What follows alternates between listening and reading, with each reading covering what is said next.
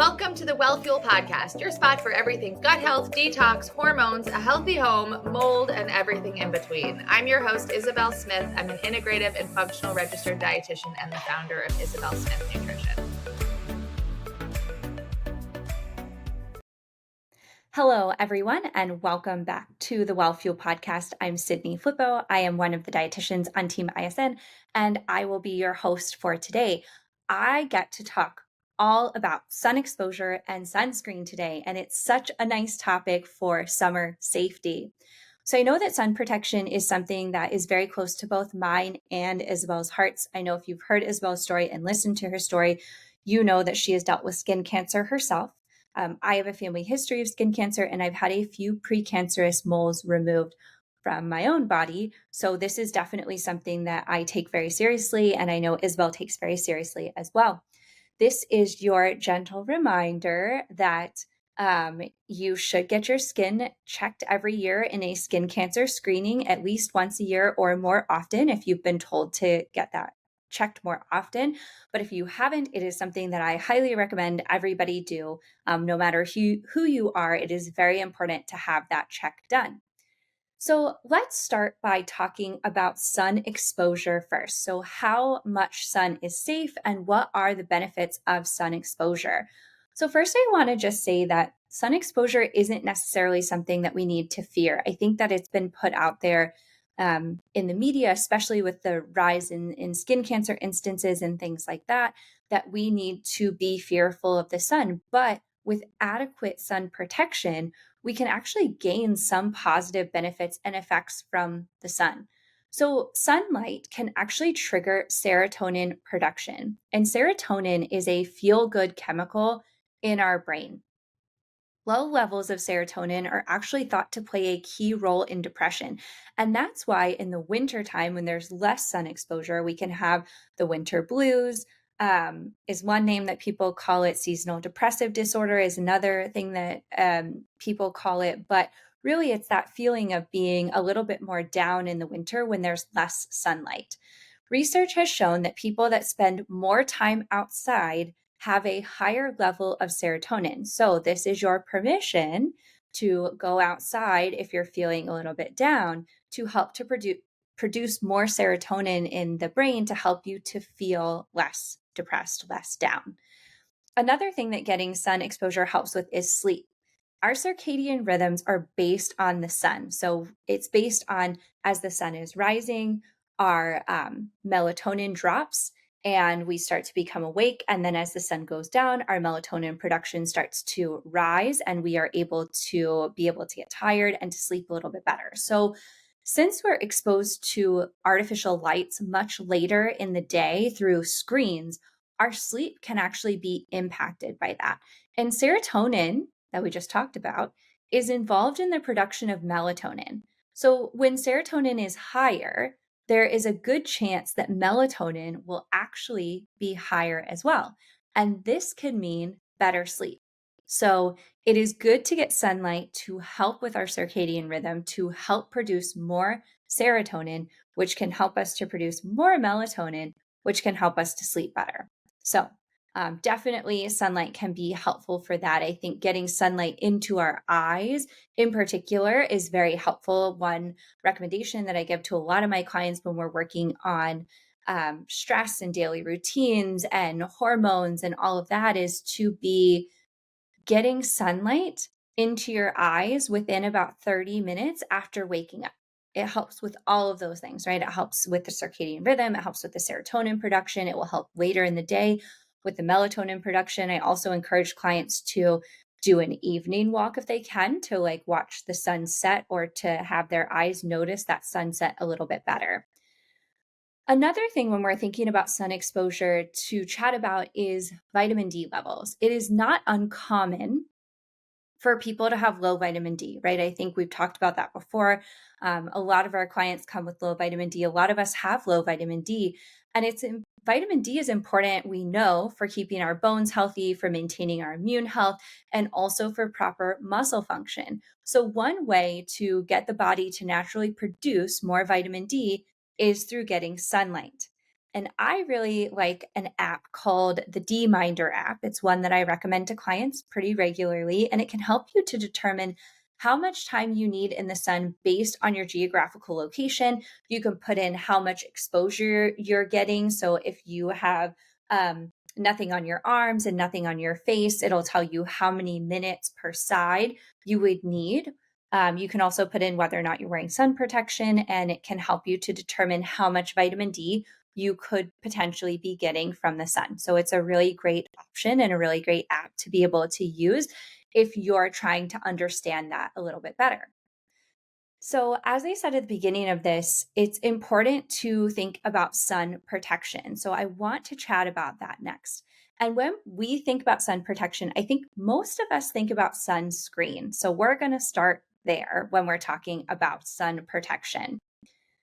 I think that it's best to start with the types of sunscreen that are going to be on the market today. There are two different types of sunscreen that are on the market, and those types are chemical and mineral. So the classification of the sunscreen is actually based on the ingredients that are in the sunscreen, as well as how it prevents the skin damage from UV rays. So let's talk about my favorite type of sunscreen first, mineral sunscreen. It's also called a physical sunscreen because it sits on the surface of the skin and physically blocks UV light before it penetrates the skin. The great thing about this type of sunscreen is that it offers instant protection. So as soon as you put it on, because it is creating that physical barrier, it will start protecting you immediately. The downsides of mineral sunscreens are that they can be a little bit harder to rub in. They need to be applied more frequently, and they can leave a white film or what's called a white cast on the skin. Although this has really improved vastly over the last couple of years. So there's a lot more options out there of mineral sunscreens. There's a lot more formulations, a lot more mixtures that make it have less white cast. The main two ingredients in a mineral sunscreen are titanium dioxide or zinc oxide. And these ingredients are gentler than those that are in chemical sunscreen, which is why mineral sunscreens are marketed and ideal for people who have sensitive skin. So let's talk about chemical sunscreens for a minute. Chemical sunscreens work completely differently than mineral sunscreens. They are allowing UV rays to penetrate the skin, and then the chemicals that are in the sunscreen actually convert the UV light into heat, which is then able to be released from the skin. Chemical sunscreen is very easy to rub in. It leaves less of a residue than mineral sunscreens, but you do need to apply it about 20 minutes or more before you're exposed to sun because it does not have an immediate effect. I think it's important to note that there are concerns about the ingredients that are in chemical sunscreens, especially oxybenzone. Research has shown that some ingredients in chemical sunscreens can pose environmental risks, including damaging coral reefs, so the bleaching of coral reefs. And then they can also pose health risks such as hormone disruption and allergic skin reactions as well. So, since the skin absorbs the ingredients that are in chemical sunscreens, the FDA is waiting for more safety data before labeling them as safe and effective. All of that being said, experts agree that the health risks of sun exposure far outweigh the potential risk of absorbing chemicals from sunscreens. I also think it's important here that to note that if it is something that you want to use, that you like a particular product that is a chemical sunscreen, making sure that we're supporting your natural pathways of detoxification are going to be very important so that if you are absorbing any of these chemicals, that we have a successful way of getting those out of the body. So I'll just throw that little caveat out there too. So let's chat for a second about SPF. We see it on the front of labels, but what exactly does it mean? So every sunscreen provides an SPF number, which basically tells you how long the sunscreen will protect your skin from the sun's UV radiation. But sunscreens vary and the amount of UV protection that is offered. So all sunscreens are going to protect against UVB rays, which is the main cause of sunburn and skin cancers. But broad spectrum SPF also helps to protect your skin against UVA rays, which is another level of protection against skin cancer, but also premature aging. So when you are looking at a sunscreen and you're looking at the SPF, you want to make sure that the UV protection is going to protect you against both UVB and UVA rays. So you want a broad spectrum SPF. The higher the SPF number, the longer the protection should last. In ideal conditions, if you are wearing a sunscreen with an SPF of 30, it should take you about 30 times longer to burn than it would if you were not wearing any sunscreen at all. And that varies from person to person, different types of skin, different lightnesses and darknesses of skin as well. But in general, it would take you 30 times longer to burn if you weren't wearing any sunscreen. But the difference between an SPF 30 and an SPF 50 is more than just the amount of time that it would take for you to burn. An SPF 50 actually only allows 2% of UVB rays to hit your skin, while an SPF of 30 allows 3% of rays through. And that might not seem like a big difference, but if you use an SPF 30 versus an SPF 50, you are exposing yourself to up to 50% more UV radiation. So, in general, when I'm thinking about protection and the level of protection, I usually personally opt for at least a 30, but a 50 if I can find it. So, I just also want to talk about the fact that sunscreen is rarely used in ideal conditions, and that's what all of these numbers are based off of. And people are going to sweat, they're going to swim, they're not going to apply enough sunscreen, or they're not going to apply it regularly enough. And all of that plays into how effective the sunscreen is for you, right? So I think just keeping all of that in mind, it is recommended that a broad spectrum sunscreen with an SPF of at least 30 or a higher SPF be used and reapplied every 2 hours or immediately after you go swimming, or if you're sweating a lot as well, because even if they are water resistant, no sunscreen is actually waterproof. And so you will still be losing some of that protection with sweating or with swimming. So it is important to reapply after those instances. Most dermatologists also recommend wearing mineral sunscreen, even indoors, because mineral sunscreen can actually help to protect your skin against LED and fluorescent lighting. So if you are working in an office space, if you are being exposed to LEDs from a laptop, which I think most of us are, I am right now sitting in front of you, it is recommended and important to wear a mineral sunscreen because it can actually protect you while you're sitting in front of your computer, phone, or tablet.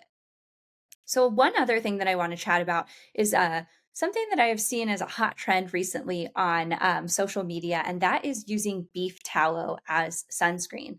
Now, on its own, beef tallow has a very low SPF. It has an SPF of about 4, so it's a very, very low protection. However, when it is combined with non-nano zinc oxide, it can provide broad spectrum UVA and UVB protection. So I just want you to know that if you're using beef tallow for all of its amazing and wonderful benefits, one of those benefits is not sun protection. If you want sun protection out of your product, make sure to purchase a tallow balm that has non-nano zinc oxide for better sun protection.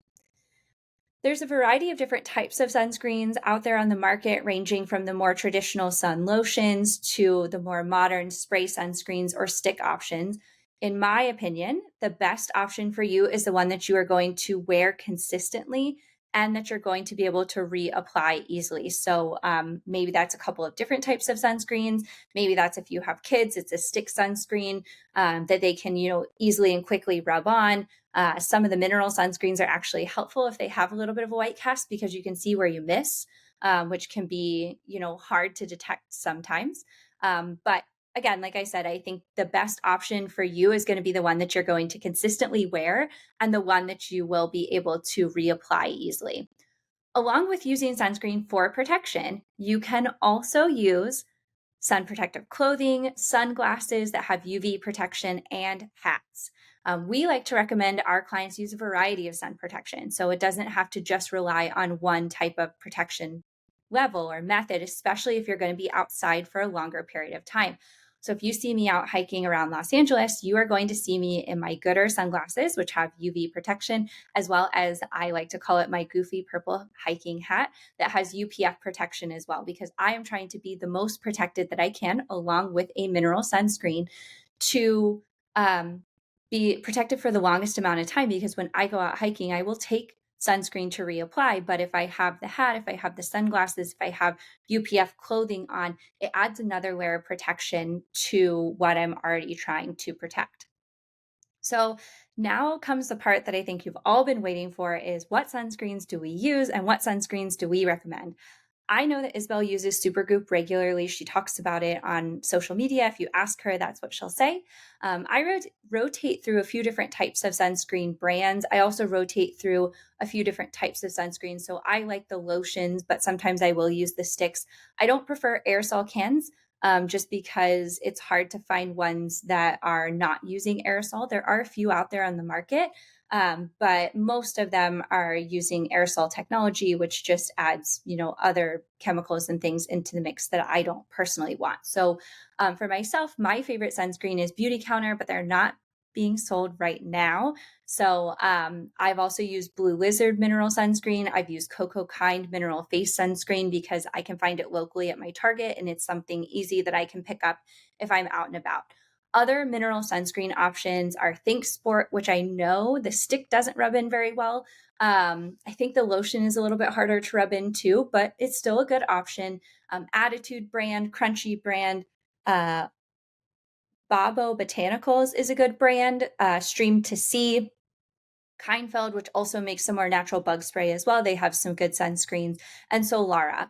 So even though we recommend mineral sunscreens to our clients, I think it's important to remember that any sun protection of any type is going to be better than no sun protection at all, especially if you're going to be outside for a long period of time. So if you're going to be spending a day at the beach, spending a day at the pool, out in nature, hiking, anything like that, it is very important to have at least some level of sun protection, maybe multiple levels of sun protection when you're going to be outside for extended periods of time. So hopefully you found this episode helpful. And I know I covered a lot of information in a short amount of time, but please let us know if you have any questions. If you have any topics that you would like us to discuss, please feel free to drop us a DM on Instagram. And if you like our podcast, please subscribe and leave us a review. That is all for today. We will talk to you next time on the Wellfuel Podcast. As always, thanks so much for listening to the Wellfuel Podcast. We're so happy to have you. To make sure you don't miss a beat, please subscribe either on Apple or Spotify, because we have episodes dropping once or more a week with tons of great content. If you want to make sure that you're up to date on everything we're doing in the business with our clients and new offers and all the things, make sure that you check us out at Isabel Smith Nutrition on Instagram and isabelsmithnutrition.com. See you guys soon.